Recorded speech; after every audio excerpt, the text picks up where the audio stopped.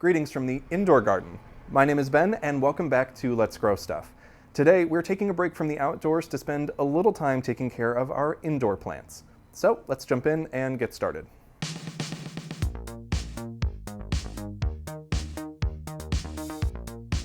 Well, today we're on a little adventure, and we are in downtown Chicago at Plant Salon, and we are joined by Nika, who is the owner of Plant Salon, to lead us through some indoor plant care basics. So Nika, thanks for having us.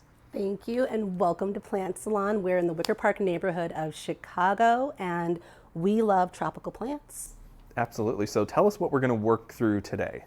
So what we're going to talk about is just the different soil components that you might want to be thinking of when it's time to repot your tropical indoor plant.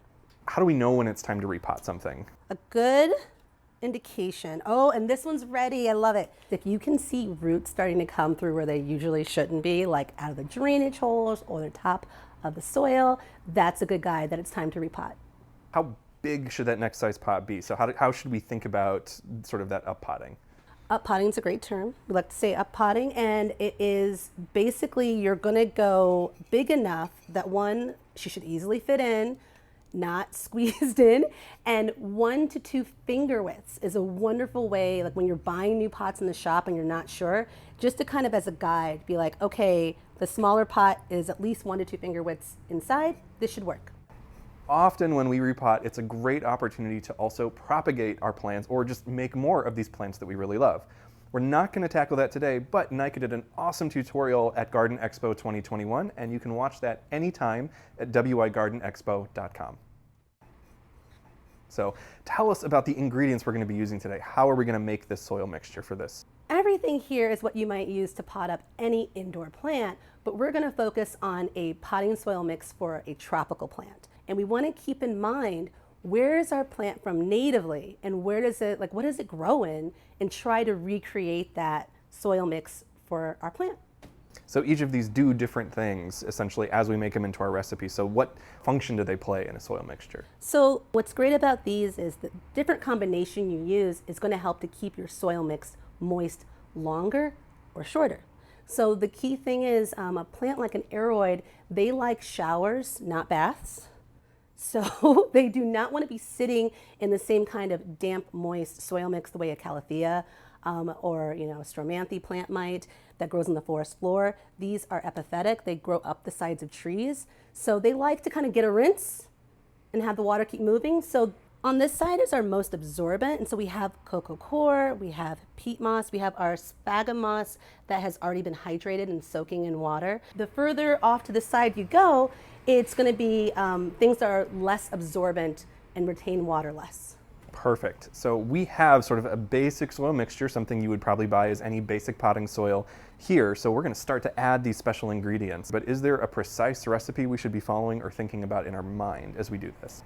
2 to 3 parts of your coco coir or peat moss, 1 part of your worm castings, and maybe 2 to 3 parts of your perlite. That's going to be like your basic chicken stock kind of a recipe that you can then doctor how you need to based on the plant you're potting. Perfect. So we have our soil mixture ready. We are ready to dive in and repot this little monstera. So walk us through. Where do we begin? First, let's give ourselves some room. So we're just going to turn this sideways, have a little more working space. We're going to put our new planter. This is a terracotta pot. It has drainage on the bottom, which our aroid is going to love.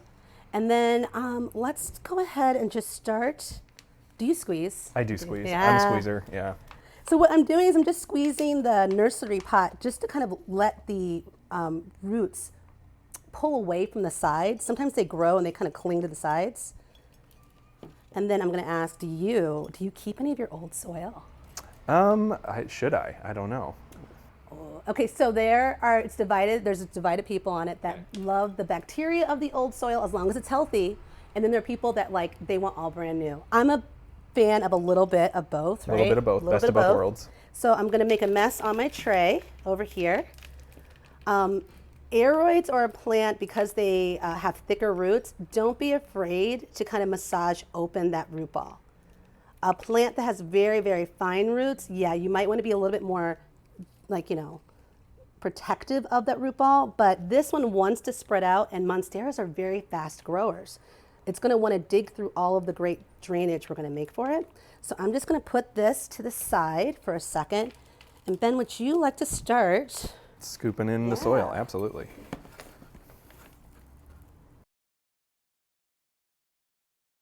I am going to make, we made a nice lovely pile. I'm going to make a divot inside the pile to nestle these roots into. And you want to be mindful of how high or low in your pot. So don't feel like you have to commit. You don't want to fill it up all the way right off the bat. Give yourself some working room. And what do you think of that? Looks good to me. Okay. Just needs a little more soil. Beautiful. And yes, I am trying to pick the more pretty pieces for the top, with the moss and the bark and the coir showing through. There we go. Because there's so much drainage in this mix, there's lots of air voids. So I'm just going to take my fingers and gently kind of compact. And you're doing this to help the plant stay in place or to remove air pockets, or both? Both. Both, okay. And maybe a little bit more. You got it. Once we water the new potting mix, everything's going to compact naturally again anyway. So it's okay for it to be a little on the full side. I'm going to try to grab a pretty scoop also. So it looks like we're about done with our repotting adventure. Anything else we should do to get our new plant set up for success here? Just be mindful of, you made this amazing custom potting mix. How often do you need to water it? Because you doctored a pre-existing potting mix maybe, you're probably going to need to water it either a little less or a little bit more than the original mix. So keep an eye on it, especially in the first few weeks, more than you might normally. Exactly. Perfect. So I think this guy's ready for a drink. Is that about our last step? Yeah, let's do it. Excellent. Let's see, right here. And we are going to pour enough water where water comes out the base of the pot. That way we know the entire root ball has been saturated. Oh. And it's coming to the surface a little, but that's natural as it all settles in, right? Exactly, exactly. Oh, and there we go. Perfect. Well, Nika, thank you so much for taking the time to share your time and expertise in Plant Salon with us today. We appreciate it. Thanks so much for coming by. I, for one, have a little bit more confidence when it comes to taking care of my own indoor plants, and I hope you do too. Now, don't forget, there is so much more to learn online at pbswisconsin.org/letsgrowstuff. There you'll find more videos, tips, tricks, and a blog to help you grow a better garden. So until next time, happy gardening. Funding for Let's Grow Stuff is provided by American Transmission Company, Ganchert Nursery and Landscapes, Lily Street Co-op, Focus Fund for Wisconsin Programming, and Friends of PBS Wisconsin.